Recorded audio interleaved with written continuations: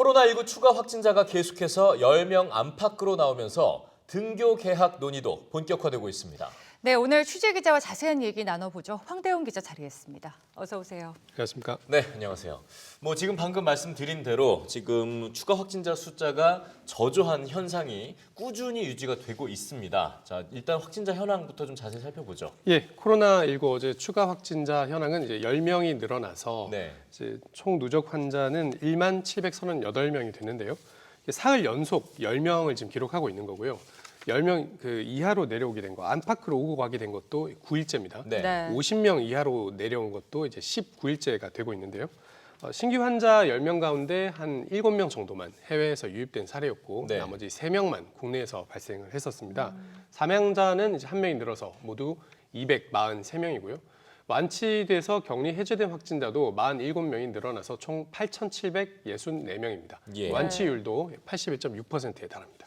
방심할 건 아니지만 확실하게 좀 잠잠해지는 추세긴 한데 이제 좀 등교 개학 본격적으로 논의될 법도 하거든요. 언제쯤 결정될까요? 네, 정부가 이제 당초에 하루 추가 확진자 숫자가 50명 아래로 내려가면 등교 개학 검토할 수 있다 얘기를 했었고 또 지난주에도 이제 5월 초쯤으로 본다 이런 얘기가 나왔었기 때문에 기대감이 높아지는 분위기긴 한데요. 오늘 정세균 국무총리가 조금 더 구체적인 내용의 얘기를 꺼냈습니다. 네. 중앙재난안전대책본부 회의에서 교육부는 늦어도 5월 초에는 등교 개학 시기와 방법을 국민들에게 알려드릴 수 있도록 제반 절차를 진행해달라 이런 발언을 한 건데요. 또 적어도 일주일의 준비 기간은 필요하다는 것이 현장의 의견이다 이런 말도 덧붙였습니다. 네. 보통 한 달을 초순, 중순, 하순으로 나누면 10일까지를 초순으로 저희가 얘기를 하잖아요. 네. 그러니까 5월 10일 전에는 구체적인 계획이 나와야 된다는 거고 그렇게 되면 정말 빨리 발표가 돼서 5월 1일에 만약에 발표가 나오면 5월 8일에도 이론적으로는 계약을 할 수 있는 시나리오가 되는 겁니다. 네. 하지만 이제 실제로 등교 계약을 결정을 하기 위해서는 우선 이 생활 방역으로 전환이 돼야겠죠. 그러려면 이 사회적 거리두기가 끝나야만 가능할 텐데 사회적 거리두기가 5월 5일 어린이날에 끝나지 않습니까? 예. 그럼 이제 그걸 연장할지 말지 여부를 정부는 지난번에도 거의 끝날 때 막바지까지 가서 결정을 했었거든요. 네. 또 이번에 김강립 복지부 차관 같은 경우에는 이런 발언도 했습니다.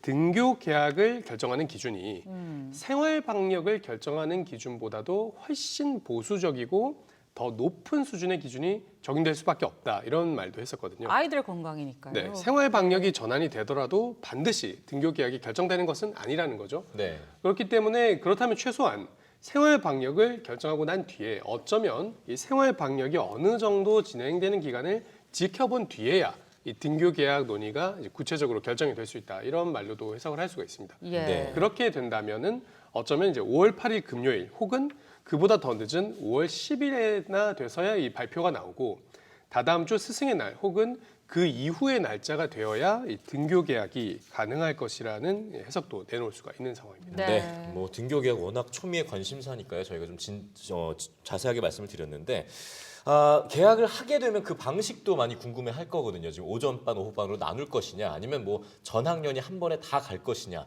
이런 방식은 좀 정해지고 있습니까? 네, 실제로 지난주에 중대본에서 이 일선 학교가 방역 준비를 마쳤다 이런 발표를 내놓을 때 2부제 계약 가능성에 대한 질문도 나왔었죠. 예. 그때 중대본에서 답변을 하기를 검토를 하고 있고 2부제를 포함해서 이 학교별로 수업 시간을 차별화할 것인데 그 결정은 이제 오전반, 오후반으로 할지 아니면 일부 시간을 조정하는 정도에서 그칠지 학교별 상황에 맡기겠다 이런 말도 했었습니다. 네. 네. 오늘 정부는 여기에다가 이제 순차적 계약으로 방향을 잡았다는 사인도 내놨는데요. 정 총리가 등교 계약 논의에 있어서 현장의 의견 수렴이 필요하다면서 특히 입시를 앞둔 고3, 중3 학생들을 우선 고려해서 이들부터 순차적으로 등교시키는 방안에 대해 집중적으로 의견을 수렴해달라 이렇게 주문을 한 겁니다. 네. 네. 학생들이 한꺼번에 학교에 몰리는 상황을 막기 위해서요. 온라인 계약 때 1차 계약 대상이었던 이 중3, 고3 학생들부터 등교시키겠다는 방법을 생각하고 있는 것 같습니다. 5월 10일에는 경기도에서 주관하는 전국연합학력평가도 예정돼 있거든요. 네. 우리 고3 학생들이 저번 주에 서울에서 주관한 학력고사가 있긴 했지만 온라인으로 치러지긴 했지만 사실상 무산됐다는 평가지 않습니까? 네. 그렇기 때문에 지금 고3 학생들은 더 마음이 급할 수 있습니다. 만약에 온라인 계약과 비슷한 흐름으로 간다면 그 나머지 학년들은 등교가 고3 학생들보다 일주일 더 미뤄질 것이고 초등학교 저학년들은 열흘, 어쩌면 최대 2주까지도 등교 계약이 미뤄질 수 있을 겁니다. 네. 하지만 이제 교육 현장에서도 이 온라인 수업에 대한 피로감이 있는 건 사실이지만요. 모든 결정을 방역 전문가들과 함께 무엇보다 안전을 최우선으로 고려해야 한다는 의견이 중론이기 때문에 앞으로 나올 정부의 결정에 많은 관심이 모아질 것 같습니다. 네, 뭐 등교 계약 방식에 대해서 조심스러운 부분이 많이 있는 게 현실입니다. 좀 더 신중하게 잘 판단해야 될 것 같습니다. 네, 황대영 기자 수고했습니다.